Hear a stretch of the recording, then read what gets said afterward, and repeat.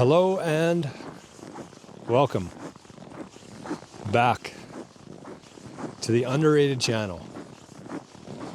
I'm Jor, and this is the second edition of the Outdoor Walking with Arnie, and this one's titled Shoot Then Aim. And I'm trying this one again, slightly different strategy. Last time I had the microphone pinned to my jacket, and I feel like it might have been causing a little bit too much noise, so I'm holding the microphone today. A microphone for ants, it feels like here. On that note, I've seen so many freaking social media posts where the interviewer's holding this little wee mic. It just looks stupid. So thankfully we're out on the private road here. Private road is not that private. We just saw 5 skidoos rip by, which caused us to restart the video here, but it's okay. We're only a couple seconds into it anyways, so take 2. Hopefully the sound's a little bit better on this one. We're going to be learning as we go. And that's part of the process. That's part of the theme today, is shoot then aim. So what does that mean? It means take action.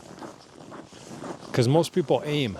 They spend a lot of time thinking, planning, strategizing, overanalyzing, waiting for the perfect moment to do something. And sometimes they do it, but they don't realize how much they missed, how much of a learning opportunity they missed while they were aiming. So the strategy that I've taken, and you might argue that it works or it hasn't worked, but the strategy that I prefer is shoot, then aim. Take action, then make adjustments if needed. And especially today, in this current environment that we're in, where we have no idea what's going to happen in a year from now, never mind in a decade from now. And so whatever you think might happen could be the exact opposite, could be something totally off from that. And so you should just take action, just start. Everything that you do on your way to your goal is just a block. It's a block in the chain, kind of like what we talked about the other day. Every single action is a block, and the longer your chain gets, the more proof of work you have, the more volume you have, the higher chance of success. And that's one of my favorite guys, Alex Hormozi. He says, volume negates luck. Volume negates luck. And one of the examples he uses is a pottery class. And the class gets split into 2 groups. Teacher says, Group A, your main job is to make as many pots as you can in the next 6 months. Volume is the key. Group B, your goal is to come up with a perfect pot. Best design. Make one perfect pot. And so what happens at the end of it? The group where their goal was to have volume, they actually ended up with a much better looking pot because they made so many. They made so many, and every time they made one, they made a change. And that change led to an improvement. Versus the other side, who is just sitting there analyzing, planning, trying to figure out how to make the perfect pot. Theirs was crap because they never actually made it. They just thought about doing it. Planned, analyzed. And so I think that's been one of the biggest things that has helped me just kind of do things. Because especially when you're putting things out there on the internet for people, it's very easy to say, oh man, what are people going to think of me? And that might be the first step in the process. It's hard. It's really hard. Don't get me wrong. And if I sound a little bit short on breath today, it's because it's freaking cold here right now. It's about minus 30. And no, Arnie's not wearing boots. He's not one of those dogs. I mean, shouldn't say that because there's a lot of different kinds of dogs, but this is actually our 2-year anniversary with Arnie. Since we got him. We got him on the leap year, February 29, 2024. So this is our 2-year anniversary with Arnie boy. Best decision ever. That was something that I didn't shoot then aim. That was something where I think I got about 400 different DMs with dogs available to be rescued, and I was like, no, doesn't look like it, no. So in this instance, aiming did make sense. Although Arnie was a bit of a lucky one. He was a wild card as a puppy. But anyways, it's a whole nother story. So shoot then aim. That's the theme today. I think it's very important because, it's my opinion here, strictly my opinion, that over this next, I don't know, 2, 3, 4, 5 years, there's going to be a lot of people who lose their jobs, looking for some sort of, I don't know if you call it purpose, but something to do, right? The world we're heading into here is going to look a lot different than it is today, even today. And if you think about how much the world has changed in the last 5 years even, it's hard to imagine what it's going to look like in 5 years from now. But the one thing that I'm pretty sure about is with all this technology that's coming out and all this increased productivity and robotics and replacement of humans, I know that humans are going to have more time. A lot of different paths, a lot of different options, a lot of different scenarios that play out. But one thing that I'm pretty sure about is that humans are going to have much more time. And a portion of those humans are going to spend their time creating. Another portion of those humans are going to spend their time consuming, just like today. Except the ratio is going to be much different. Today is probably 5% of the population creating things? Creating content, and whatever you want to call content, I'll leave that to you. But let's say there's 5% of the population creating. And 95% of the population are not. I'll say that. I think in 5 years, 10 years down the road, as more and more people have more and more free time, they're going to be looking to learn. They're going to be looking to add new skills. They're going to be looking for entertainment. And that's what I want people to start doing is preparing for that. You don't want to be on the consumption end of that. You don't want to be on the UBI, Coke, chips, Coca-Cola, whatever, or the other Coke consumption. You don't want to be on that side. You want to be the one creating. And you don't have to overthink it either. That's the crazy thing. You don't have to do anything brand new. You don't have to come up with some elaborate scheme. You just need to be you. There's only one you out there. And what makes you so unique is going to be your greatest asset, I believe, in the next 5 years. I think there's 3 main assets that you need to focus on here the next 5 years. Number 1 is obviously Bitcoin. I think Bitcoin is the one thing that is technology proof. If you're holding Bitcoin, you're going to be good. And what I would challenge people to do here, and I know this is going to take a lot of work, but this might just be the first touch point for you, but start studying Bitcoin. Start trying to figure out what makes Bitcoin so special. Why is there so many intelligent, crazy smart people, crazy rich people going crazy for Bitcoin? Why? Oh, here's the Skidoovers. Hold on.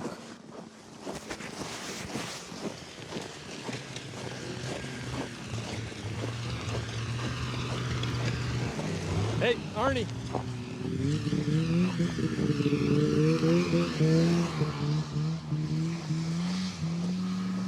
Oh yeah, well, we might be cutting that out. Good boy, buddy. No, stay here. Let's see how loud that is. Might just turn it down. Anyways, not so private road here. But what I would challenge you to do is start studying Bitcoin. Start taking it seriously, because it is my opinion here, and this is coming from somebody who spent the last 5 years of his waking hours obsessing over this thing. I'm telling you, study Bitcoin, and more so than anything else. There's a quote I saw today, which I love, and I've been talking about this for a while now, but it basically said there's two types of people. Those who think Bitcoin is a scam, and those who understand the difficulty adjustment in Bitcoin. And if you can get to the point where you understand the Bitcoin, what it is, how it works, and why it makes Bitcoin immune to technology, that's the first asset, Bitcoin. And you can still, before the rest of the world figures this out, you can still trade a small amount of dollars for a very significant amount of Satoshis. Number two, though, is your skills. That's the second asset you should be stacking. Skills. And I'm going to have a bonus one here, too. Skills. So learning, and there's never been a better time to learn. Think about what people used to have to do to learn. Waddle their ass down to the library, check out a book, find the page, and read. Now, for a very low cost, and getting lower every day, you can have access to all the information you could ever imagine. And sometimes that's a problem, too much information. But you can learn, you can stack skills, you can improve your communication skills. You can find what you enjoy doing and just go all in on that. Because you literally have nothing to lose right now. And everything to gain. And the third thing is your network. I would challenge you to start finding people who think the way you do. We used to be very local as humans. We used to be a very local, not even that long ago. Town you grew up in, a lot of people stayed there for their entire lives. Some people left to the city. And you're just kind of stuck with the people in your area, hoping that you could find some common ground with people. But here's the thing, is that you become your environment. And so in a situation like that, in a local environment,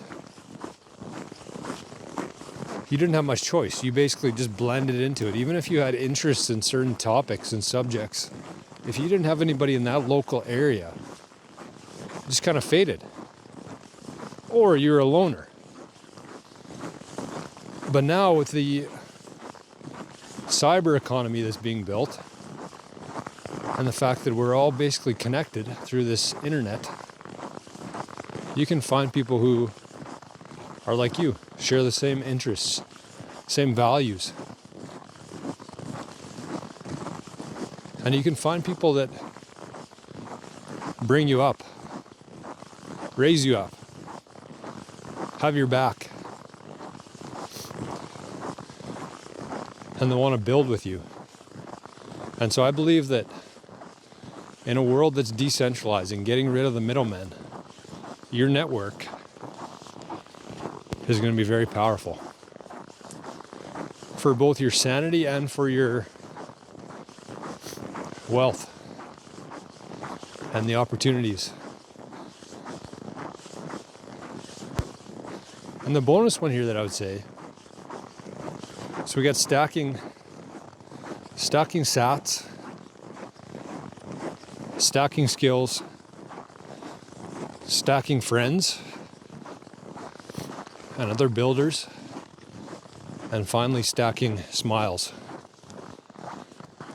And that's the biggest one to me. Even though it's a bonus one, I think that's the most important one, because we're not here for very long. And we have no idea what's coming here. Any given moment Because that's the other thing too, and I don't want to spend too much time talking about this today, but every other time in history, there's been this much, what would you call it? Uncertainty. This everywhere you look, there's just something, you could count 10 things at once of all the headlines lately, and it just seems like it's ramping up. And so what usually happens when there's this kind of uncertainty and chaos in the world, and it seems like they're losing the script, usually there's a war. Or some big event that takes people's eyes off of the truth, and headlines coming out. And there's been a lot of headlines. So what you want to do is stack smiles. Enjoy the time you have with the people you love, because that's something that nobody can take away from you, is your experiences, your memories. So stack smiles.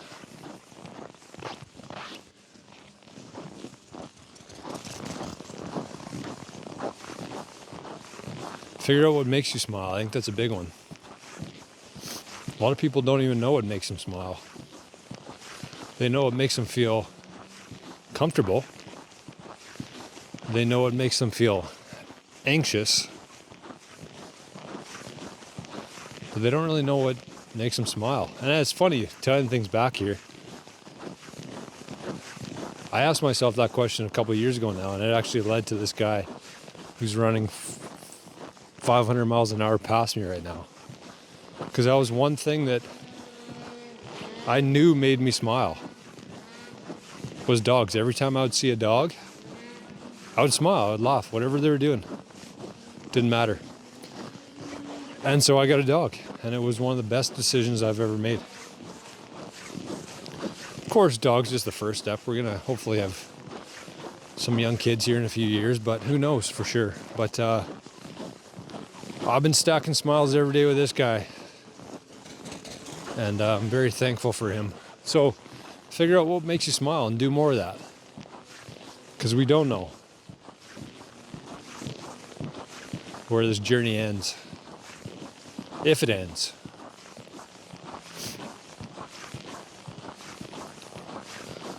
So shoot the name. That's the best advice I got for you today. Again, more so than anything else with these chats we're doing, is just to get you thinking, open up the mind, get you in a creative space, because the more creative you are, the better equipped you're going to be into this new economy, new world we're heading into. And so treat it like a mind stimulant. Hopefully the sound is a little bit better today, other than, of course, the frickin' skidoos buzzing by here. But I'll do my best to get rid of that, and they're coming again. So shoot the name, take action, make adjustments,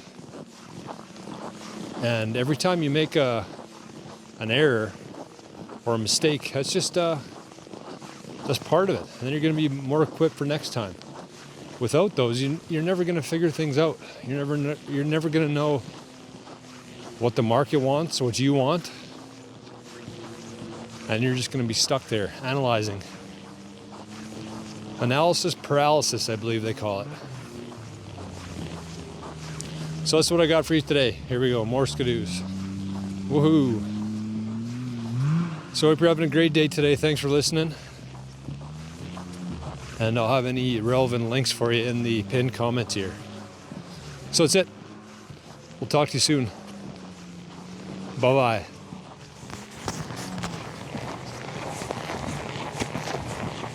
Good boy, Aaron.